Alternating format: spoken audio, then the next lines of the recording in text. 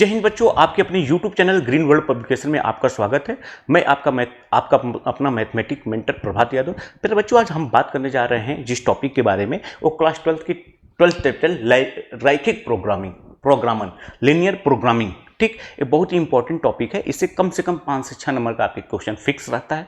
इसमें कुछ करना नहीं रहता, थोड़ा सा इसमें ज्योमेट्री का कुछ कॉन्सेप्ट रहता है, उसी चीज़ को हम लोग यहाँ पे आज समझेंगे। तो अगर आप लोग चैनल को लाइव सब्सक्राइब तथा शेयर नहीं किए तो एक बार आप लोग चैनल को लाइव सब्सक्राइब तथा शेयर जरूर करें। तो आइए शुरुआत करते हैं सबसे पहले कॉन्सेप्ट से। देखिए, रैखिक प्रोग्रामन समस्या क्या होती है, लीनियर प्रोग्रामिंग प्रॉब्लम्स। ये कह रहा है कि वह समस्या होती है जो x और y जैसे कुछ अनेक चरों के रैखिक फलन z, जिसको हम रैखिक फलन को हम लोग कैसे डिनोट करते हैं, कुछ इंपॉर्टेंट पॉइंट आपको नोट करना होगा। z को जिसे उद्देश्य फलन भी कहते हैं, जिसे हम लोग क्या बोलते हैं, उद्देश्य फलन भी कहते हैं, का अधिकतम तथा न्यूनतम मान जो दिए हुए प्रतिबंधों को संतुष्ट करते हुए ज्ञात करते हैं। ठीक है, इसमें हम लोग इसकी मैक्सिमम वैल्यू भी पूछता है, तो मैक्सिमम वैल्यू कैसे निकालेंगे, इसकी मिनिमम वैल्यू पूछता है, तो मिनिमम वैल्यू कैसे निकालेंगे। फिर कहता है यह प्रतिबंध चर ऋणात्मक पूर्णांक अर्थात जो ऋणात्मक नहीं हो, ऋणात्मक पूर्णांक और जो रैखिक असमीकाओं के समुच्चय रैखिक अवरोधों को संतुष्ट करता है। ठीक, एक ऋणात्मक पूर्णांक होता है और जो रैखिक असमीकाओं के समुच्चय को अवरोधों को संतुष्ट करता है। आइए आगे देखते हैं। अब आइए देखिए, कुछ इस टर्मोलॉजी है, थोड़ा सा इसके बारे में हम लोग डिस्कस कर लेते हैं, फिर इसके क्वेश्चन को सॉल्व करने का अप्रोच हम आपको बताएंगे बहुत सिंपल वे में। रैखिक उद्देश्य फलन, जिसको इंग्लिश में बोलते हैं लीनियर ऑब्जेक्टिव फंक्शन। रैखिक फलन जैसे मान लो z बराबर ax प्लस बी वाई, जहां पे a और b क्या है, स्वच्छ अचर आर्बिट्रेरी कांस्टेंट है, जिनका अधिकतम करण तथा न्यूनतमीकरण अर्थात जिसकी न्यूनतम और अधिकतम होना है, उसे रैखिक उद्देश्य फलन कहते हैं, जिसको हम लोग इंग्लिश में बोलते हैं लीनियर ऑब्जेक्टिव फलन। जैसे मान लीजिए हमने लिखा है z बराबर, आपका लिखा है यहाँ पे ax plus B Y, where a and b और आर्बिट्रेरी कांस्टेंट।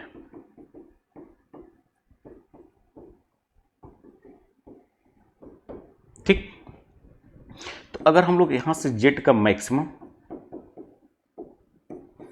और सेकंड अगर हम लोग z की मिनिमम वैल्यू की बात करें, अर्थात इसकी मैक्सिमम वैल्यू कैसे आप फाइंड आउट कर सकते हैं, या किस पॉइंट पे ये मैक्सिमम वैल्यू को एग्जिस्ट करेगा, किस पॉइंट पे मिनिमम वैल्यू को, इसी को हम लोग बोलते हैं अधिकतमीकरण तथा न्यूनतमीकरण होना। आइए, निर्णायक चर क्या होता है, जिसको हम लोग इंग्लिश में बोलते हैं डिसीजन वेरिएबल्स। देखिए, निर्णायक चर का मतलब क्या होता है, जिसको हम लोग बोलते हैं डिसीजन वेरिएबल।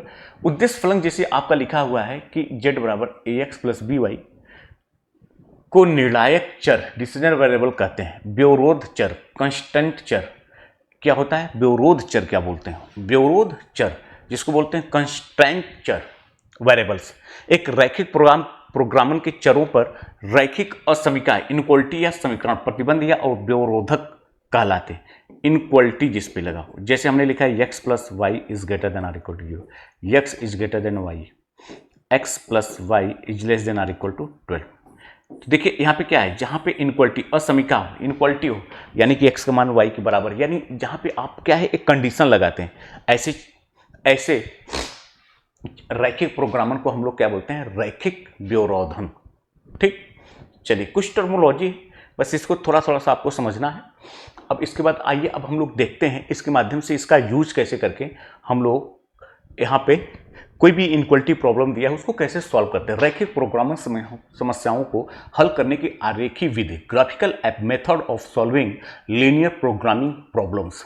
जैसे मान लीजिए कोई एक उद्देश्य फलन z बराबर लिखा है 5x प्लस 2y, व्यवरोध जो है यानी x plus 3y is less than or equal to 12 है, 3x plus Y is less than or equal to 12 लिखा है, x is greater than or equal to 0 और y is greater than or equal to 0 लिखा है। तो पहला देखिए, अगर आपका लिखा है x plus 3y is less than or equal to 12 का आरेख, तो सबसे पहले हम लोग क्या करेंगे, इसमें इसकी inequality less than or equal to हम लोग इज ग्रेटर देन यानी बराबर पे हम लोग इसको सॉल्व करेंगे। तो यहाँ पे अगर y बराबर 0 पुट करेंगे तो x का कोऑर्डिनेट पता चल जाएगा, और x बराबर 0 पुट करेंगे तो y का कोऑर्डिनेट पता चल जाएगा, जिसको हम लोग संलग्न चित्र में प्रदर्शित कर दिए हैं। अब जैसे यहाँ पे देखिए ये पॉइंट ए है। अब ए क्या है आपका 12,0 और ए क्या है 0,4 है।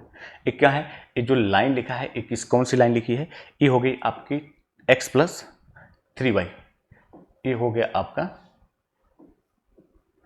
x+3y = 12 लाइन है। ठीक, अब आइए दूसरा देखिए। अब कह रहा है क्षेत्र। अब यहाँ पे देखिए मैं x = 0 रखने पर हमको जो अब देखिए यहाँ पे चेक कैसे करेंगे, इतना में x = 0 y = 0 रखने पे आपको 0 का मान क्या है 12 से, जो कि सत्य है। तो आप यहाँ पे देखिए कि x = 0 y = 0 पुट कर दे तो इसके नीचे वाला पोर्शन, यानी कि ये बात सही है। क्षेत्र इतना मूल बिंदु पर इस प्रकार स्थित है, अर्थात ये क्षेत्र इतना पर और इसके नीचे है। 3x + y = 12 का आलेख। अब देखिए दूसरा आपका लिखा है 3x + y ≤ 12। तो हम लोग इसमें करेंगे 3x + y = 12 का ड्रॉ करेंगे। अगर इसमें आप y = 0 पुट करेंगे तो आपको x का मान हो जाएगा 4, तो आपको एक पॉइंट मिल जाएगी जिसको आप लिखेंगे 4,0, तथा दूसरा इसमें x बराबर अगर आप 0 पुट करेंगे तो यहाँ से y बराबर हो जाएगा 12 और इसका जो पॉइंट हो जाएगा ये हो जाएगा 0,12। अब इसको अगर हम लोग ड्रॉ करें तो देखिए ये हो जाएगा आपका 4,0 पॉइंट सी है, और यानी कि ये जो लाइन है आपका ये लिखा है, ये जो लाइन है ये लिखा है 3x + y ≤ 12। ठीक, चलिए अब इसके बाद देखिए अब क्या कह रहा है 3x + y ≤ 12। तो अब इसमें x = 0 y = 0 पुट करेंगे तो इसको सेटिस्फाइड करा, मतलब इसके नीचे वाला पोर्शन। चलिए तो अब ये कह रहा है कि ये इसके इधर नीचे का पोर्शन, अर्थात ये वाली बात की बात कर रहा है, यानी इसके इधर का, और ये जो है ए वाला x + 3y कह रहा है, ये इसके नीचे का, इसका ए वाला पोर्शन हो जाएगा। ठीक, अब ये देखिए इनक्वलिटी होल्ड हो रही है तो इसका मतलब यहां से सटाओ। अब दोनों में देखिए कॉमन क्या है।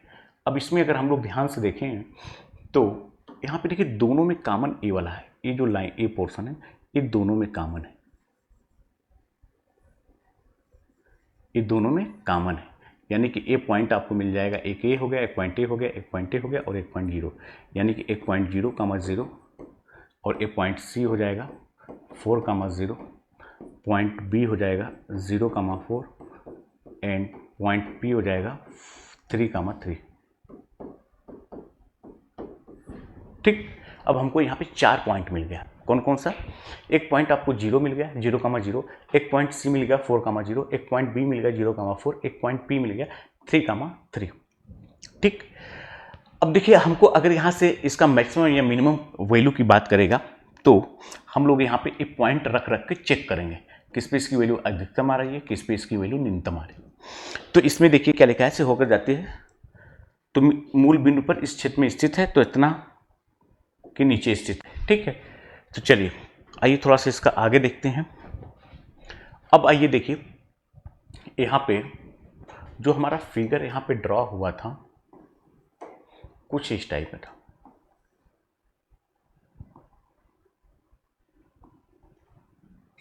यानी कि कुछ हमारा जो पोर्शन था ए वाला था, ए ओ ए बी और सी हो। कह रहा एक्स ग्रेटर दिनों का आरेख वाई एस पर और वाई एस के दाईं ओर का क्षेत्र वाई ग्रेटर 0 का आरेख। ठीक है, सुसंगत क्षेत्र क्या होता है, जिसको हम लोग बोलते हैं फिजिबल रीजन, एक रैखिक प्रोग्रामन समस्या का ऋणात्मक व्यवधान, अर्थात जिसका मान ऋणात्तर, जिसका मान 0 से बड़ा हो, यानी कि x की वैल्यू 0 के बराबर है, उससे बड़ी y की वैल्यू 0 के बराबर, सही सभी व्यवरोधों द्वारा नियत उभयनिष्ठ क्षेत्र को सुसंगत क्षेत्र का फिजिबल रीजन कहते हैं। ऊपर दिए गए चित्र में OBC सुसंगत क्षेत्र है। सुसंगत हल क्या होता है, फिजिबल सॉल्यूशन, इसको हम लोग बोलते हैं फिजिबल सॉल्यूशन, जिसको हिंदी में हम लोग बोलते हैं सुसंगत हल। सुसंगत हल, सुसंगत क्षेत्र के अंतर बिंदु पर तथा सीमा के सभी बिंदु व्यवरोधों को सुसंगत हल फिजिबल सॉल्यूशन कहते हैं। ठीक, फिजिबल सॉल्यूशन कहते हैं। ये कुछ टर्मोलॉजी है जिसको आपको थोड़ा सा दिमाग में माइंड मेकअप करना है। बस एक ब्रीफ कर रहे हैं थोड़ा सा कॉन्सेप्ट में, फिर हम लोग इस पर डिस्कस करेंगे। इसके क्वेश्चंस के माध्यम से आपको ज़्यादा से ज़्यादा बातें समझ में आएंगी। अब जिसे लिखा बी पॉइंट का कोऑर्डिनेट आपको 0,4, पी का है इतना इतना, सुसंगत हल है। इसी प्रकार O B B A B C O पर सभी बिंदु तथा ओ के अंतर बिंदु पर सुसंगत हल है। करा इष्टतम या अनुकूलतम सुसंगत हल क्या हो, ऑप्टिमल या फिजिबल सॉल्यूशन क्या होता है। इसका मतलब क्या होता है कि सुसंगत क्षेत्र में जो बिंदु उद्देश्य फलन का अधिकतम या न्यूनतम मान देता है, मतलब जो आपकी एरिया है, जो फिजिबल सॉल्यूशंस है, जो सुसंगत, मतलब जो सुसंगत क्षेत्र है, एरिया है, उसमें जो बिंदु हैं, जिस बिंदु पे आपको अधिकतम या न्यूनतम मान देता है उसको इष्टतम हल कहते हैं, ऑप्टिकल सॉल्यूशन कहते हैं, ऑप्टिमल सॉल्यूशन कहते हैं। ठीक, जैसे सी पर जेड की वैल्यू देखिए 20 है, पी 3,3 पे ये देखिए जेड का मान क्या है 21 है, और 0,4 पे 8 है। तो अब बिंदु 3 पे देखिए ये क्या है, जो 3 पे है, यानी यहां से आपको जेड मैक्सिमम है और यहां से आपको जेड मिनिमम है, अर्थात बिंदु 3,3 पर निर्माणकर्ता को अधिकतम लाभ होता है। इस समस्या के हल 3,3 पर इष्टतम हल है। ठीक, प्रमेय 1 कर माना एक रैखिक प्रोग्रामर समस्या के लिए उत्तल बहुभुज यानी कि उत्तल पॉलिनोमियल आर सुसंगत क्षेत्र z बराबर ax प्लस बी वाई उद्देश्य फलक है। यदि x चर और y पर अवरोध रैखिक आशंकाओं द्वारा व्यक्त किया गया हो तो z का इष्टतम, अधिकतम या न्यूनतम मान सुसंगत क्षेत्र के शीर्ष पर अवस्थित होता है, अर्थात उस पर स्थित होता है। प्रमेय दूसरी क्या कह रही है कि अगर माना एक रैखिक प्रोग्रामन समस्या के लिए R सुसंगत क्षेत्र है तथा Z बराबर ax प्लस बी वाई उद्देश्य फलक है, यदि R एक परिबद्ध बाउंडेड क्षेत्र है, तब फलन Z में दोनों अधिकतम और न्यूनतम मान क्षेत्र के R के क्षेत्रीय बिंदु पर शीर्ष पर होता है, क्षेत्रीय बिंदु शीर्ष पर होता है। उपयुक्त उदाहरण में बिंदु P जिसका 3,3 पर अधिकतम मान है, जबकि बिंदु B 0,4 पर न्यूनतम है। अर्थात ये कह रहा है कि जैसे हमने वो फिगर ड्रॉ किया, एक आपका पॉइंट मिला, ये हो गया आपका 3,3 पॉइंट P, और ये पॉइंट B है 0,4। इस पे आपने देखा जो जेड की मैक्स वैल्यू आई, ये मैक्सिमम आई, और इस पे पॉइंट पे, और ये मिनिमम आई किस पे, पॉइंट B पे। ठीक, जेड मैक्सिमम आया पॉइंट P पे, जेड मिनिमम आया पॉइंट P पे। तो कह रहा है कि इसी को हम लोग बोलते हैं क्या, इसी को हम लोग बोलते हैं न्यूनतम या अधिकतम क्षेत्र का वैल्यू कैसे आप फाइंड आउट करेंगे, अर्थात किस पॉइंट पे कौन मैक्सिमम वैल्यू अटेंड करेगा, किस पॉइंट पे कौन न्यूनतम वैल्यू को अटेंड करेगा।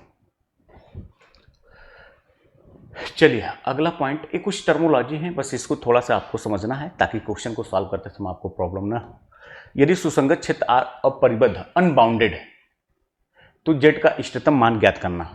ठीक, माना उद्देश्य Z का अधिकतम मान यम है, कैपिटल यम है। यदि ax plus B y is greater than m लिखा है कि अर्धतल का कोई भी बिंदु सुसंगत क्षेत्र में न पड़े तो यम Z का अधिकतम मान होता है।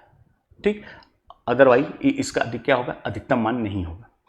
माना यम उद्देश्य फलक का न्यूनतम मान है, यदि इतना कि अर्धतल पर कोई बिंदु सुसंगत क्षेत्र में न पड़े तो इतने का न्यूनतम मान हो गया, अथवा इसका न्यूनतम मान नहीं होगा।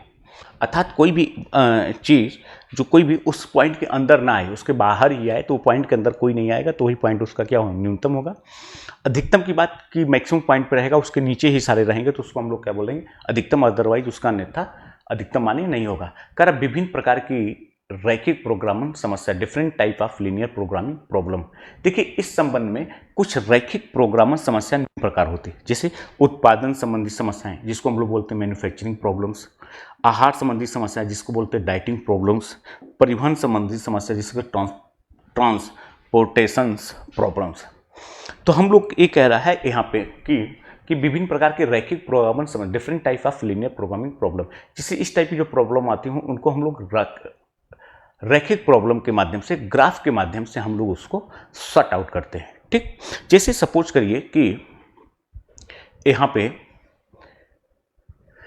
एक लिखा हुआ है, जैसे मान लीजिए, अब इसमें हम लोग थोड़ा सा, जैसे हमने कहा आपको एक लिखा हुआ है कि जैसे हमने लिखा है कि x plus Y is greater than or equal to 5 और x is greater than or equal to 0 and y is greater than or equal to 0। इसको आप लीनियर प्रोग्रामिंग के माध्यम से बताइए।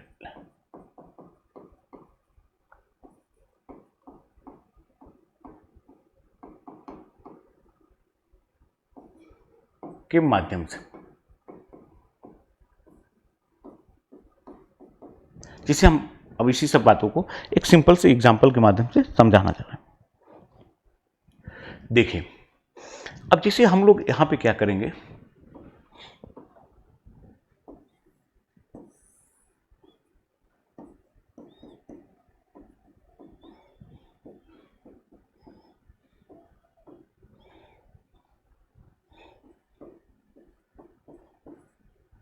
अब x plus Y is greater than equal to 5 लिखा है, तो हम लोग x प्लस वाई बराबर 5 को ड्रॉ करेंगे।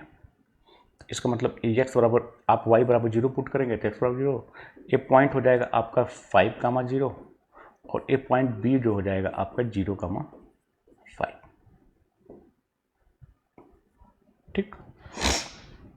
अब देखिए दूसरी जो बात है वो क्या कह रहा है, x is greater than or equal to 0, यानी x की वैल्यू 0 के बराबर या उससे बड़ी है, यानी कि a है।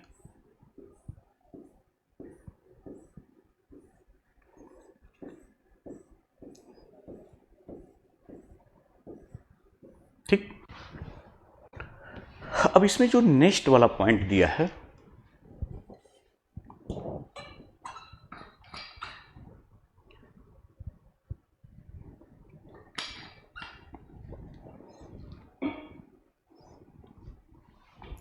अब इसमें देखिए जो नेक्स्ट पॉइंट दिया है,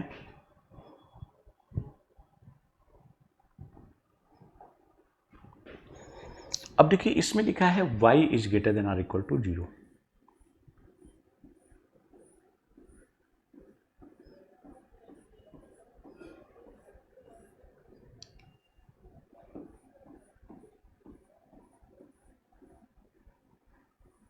ठीक। अब इसमें तीनों में कॉमन क्या है, तो आप देख रहे हैं कि ए वाला जो पोर्शन है ये तीनों में कॉमन है। अब इसके पॉइंट्स क्या हो जाएंगे, यानी कि इनकी जो बिंदु होंगे 0, 0, 0, ए वाला हो जाएगा 5, 0 तथा बी वाला हो जाएगा 0, 5। ठीक। तो अब देखिए हम लोग यहाँ पे जो लिखा है, अब यहाँ से इसको हम लोग मान लेंगे z। अब यहाँ से हम लोग इस पे पॉइंट रख रख के देखेंगे कि जेड ओ पे क्या है, ये 0 है, जेड ए पे क्या है 5 है, जेड बी पे क्या है 5 है। ये हो जाएगा हमको मिनिमम वैल्यू और ये हो जाएगा हमको मैक्सिमम वैल्यू। ठीक। तो अब इन तीनों में जो कॉमन होगा जो उसी को हम लोग लेते हैं, तो यहाँ से आपका ये जो यहाँ पे ए इक्वल टी आप लेस देन लगा लीजिए, तो इसके नीचे वाला सब पोर्शन हो जाएगा। ठीक है, ए वाला। तो अब यही तीनों में कॉमन है, तो यहाँ पे आपको मैक्सिमम मिलेगा, इस पॉइंट पे मिनिमम मिलेगा और इस पे मैक्सिमम मिलेगा और इस पे आपको क्या मिलेगा, मिनिमम पॉइंट मिलेगा। ठीक। अब जैसे मान लीजिए एक हमने लिखा कि इसको ड्रॉ करिए,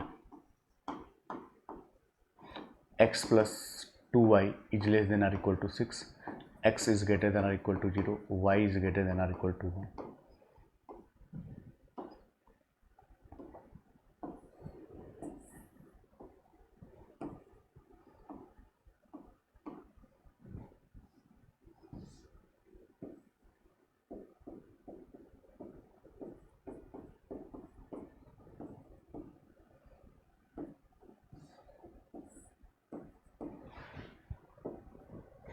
अब देखिए पहले हम लोग इसको ड्रॉ करते हैं। अगर इसमें y बराबर 0 पुट करेंगे तो x का मान कितना आएगा 6, ए पॉइंट हो जाएगा 6, 0, x बराबर 0 तो y बराबर 3, यानी ये हो जाएगा 0, 3। A x is greater y is greater than or equal to 1। अब देखिए ये जो पोर्शन है, अब ये हो जाएगा हमारा x प्लस वाई बराबर 6 का।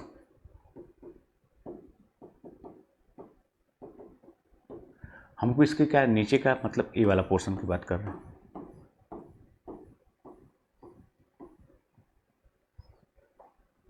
अब X is greater than equal to 0 का मतलब ए वाला पोर्शन।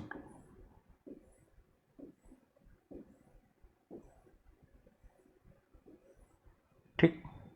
अब इसके बाद y इज ग्रेटर देन और इक्वल टू 1, तो ये y इज ग्रेटर देन और इक्वल टू 1 मतलब ये हो जाएगा आपका y बराबर 1 यहाँ से, यानी इसके ऊपर वाला a।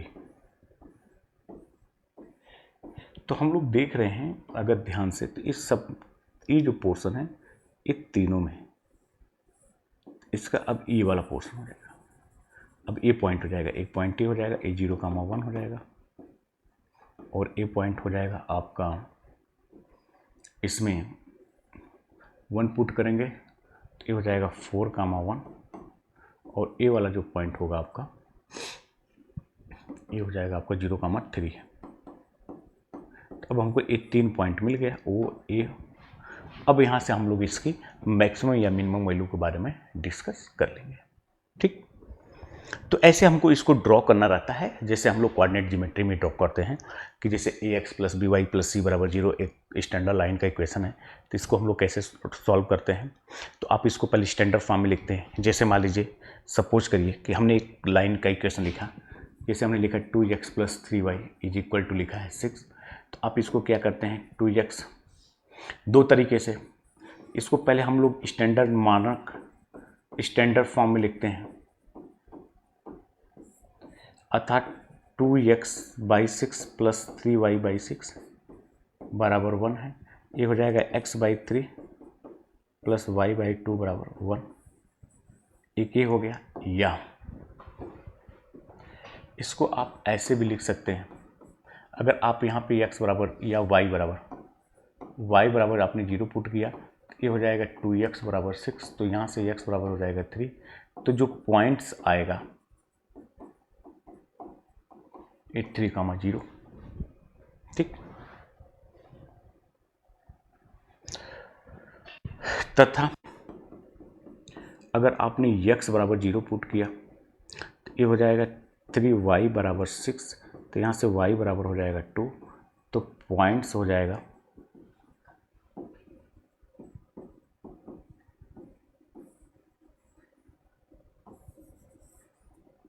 अब आपके 2 पॉइंट्स हो गए, एक a 3,0, एक दूसरा 0,2।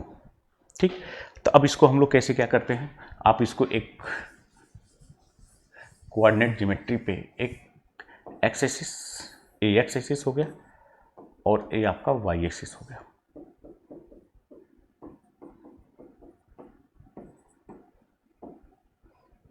अब यहाँ पे 3,0 इधर कहीं होगा, पॉइंट ए है, 0,2 इधर कहीं होगा, ए पॉइंट बी है। इनको मिला के आप आगे से ड्रॉ कर देंगे। ये हो जाएगा आपका 2x + 3y = 6। ठीक, अब यहाँ पे देखिए दो चीज़ें, अगर आपको कहेगा 2x + 3y > 6, इसका मतलब क्या है कि अब इसके ऊपर वाला पोर्शन, ये जो रीजन है ये इसको रिप्रेजेंट करेगा। लेकिन अगर यहीं पे लिखा है 2x + 3y > 6, इसका मतलब अब इसके नीचे वाला पोर्शन ये इसको रिप्रेजेंट करेगा। तो आपको ऐसे इसमें लीनियर प्रोग्रामिंग में हमको ग्राफ के माध्यम से इस तरह से पॉइंट पे हमको ध्यान देने की जरूरत होती है। ठीक, तो प्यारे बच्चों, आज हमने देखा कि 12th टॉपिक का 12th चैप्टर लीनियर प्रोग्रामिंग को हम लोगों ने इसके कॉन्सेप्ट को समझा, इसमें कुछ टर्मोलॉजी थी उसको भी समझा। यहाँ का हम लोग इसमें इसके प्रॉब्लम को देखा, कैसे diet problems, transport problem, populations problems, और इसमें मैक्सिमम मिनिमम क्या होता है, सारी चीज़ों को, कुछ टर्मोलॉजी को हम लोगों ने यहाँ पे समझा और उसको कैसे प्लॉट करेंगे ग्राफ के माध्यम से उसको भी देखा। आज के लिए इतना ही, फिर हम लोग मिलते हैं नेक्स्ट वीडियो में। जय हिंद।